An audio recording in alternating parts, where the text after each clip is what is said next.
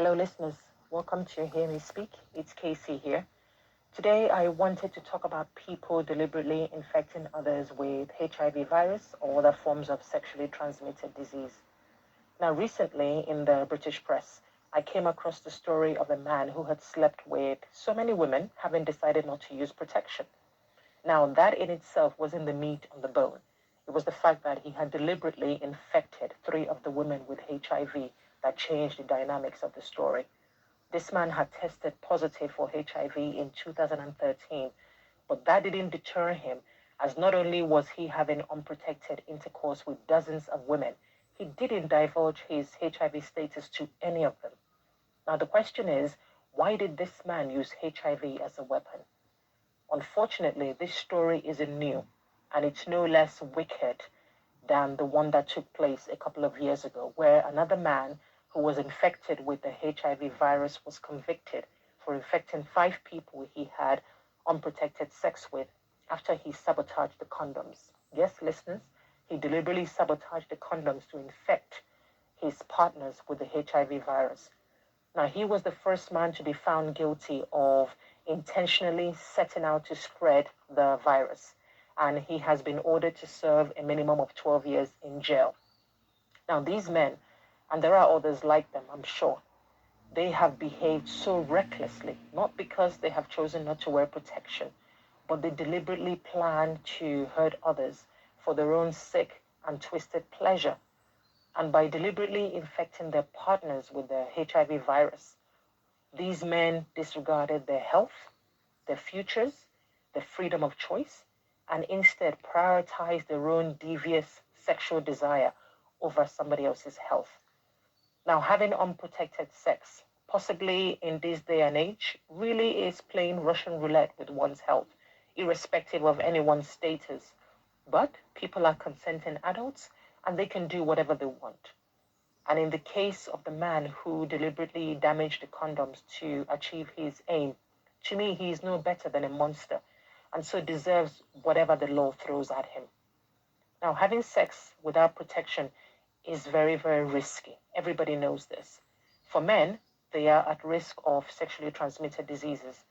For women, not only are they at risk of sexually transmitted diseases, but also pregnancy. So even with all the information out there about safe sex, resources from clinics, hospitals, education in schools, information on government sites, knowing the STDs out there and the effects to one's health, most people in this modern era still haven't figured out how to talk about STD and safe sex. Most adults know they should have this conversation, especially when you both decide to take things to the next level. Now, it was evident that the victims were devastated, as anyone would be, to find out that the person you trusted, the person you were dating, has a sexually transmitted disease and didn't tell you, but also deliberately set out to infect you.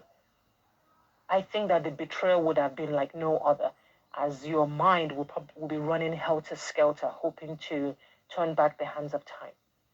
Now, I've heard people say, well, that they would be embarrassed and ashamed if they had an STD to say anything. To which I would reply, stay on your own. Go on dates.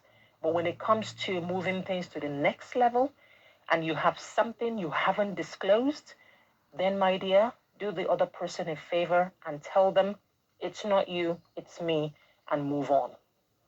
I say this because viruses such as HIV, genital herpes, HPV, they cause STD that cannot be cured. And STDs or STIs caused by a virus will be infected. We're talking infection for life. And you will always be at risk of infecting future sexual partners. So, whether you feel shame or not, before you start taking your clothes off, you need to have this conversation or jog on. Your shame or your guilt cannot override somebody else's health. It cannot. STDs can lead to serious health complications and affect a woman's reproductive plans. Now, this isn't about sexism. It's just that a woman's anatomy makes her more vulnerable to STIs or STDs than a man. Unfortunate but true. Now, it's also been argued that how do you know you have an STD if you're not showing any symptoms? Again, to which I would reply, get tested if it's going the serious route.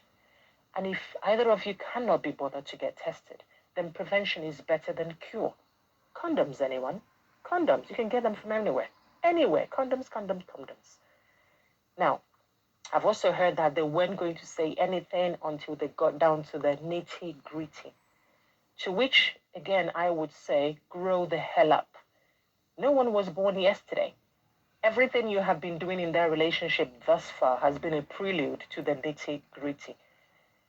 You're not expected to lay bare your life history after the first date. But at one point in the relationship, would it be appropriate to let your partner know that you have an STD? Listeners, let me know your thoughts in the comment section below. And then I've also heard, well, they didn't ask, so I didn't say anything. So it's a question of don't ask, don't tell. To which I will reply, then how are you any better than those men who use the HIV virus as a weapon? To me, it's a type of domestic abuse, plain and simple. If you have an STD, you have an obligation to disclose it to your partner, especially when you know you're about to take things to the next level. If you're embarrassed, if you feel guilty, again, that is the conversation you do need to have with your partner before you take things to the next level. And if you don't want to disclose your status, then it's better for you not to disclose your naked body. Simple.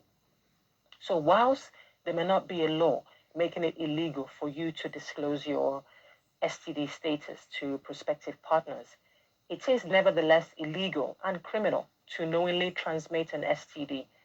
So telling them is one thing, but knowingly transmitting an STD, then my dear, you deserve whatever punishment the law deems fit, considering your victims may require treatment for the rest of their lives. So think about it. As usual, thanks for listening. Do let me know your thoughts in the comment section below. Share this video and give it a thumbs up if you will. Take care.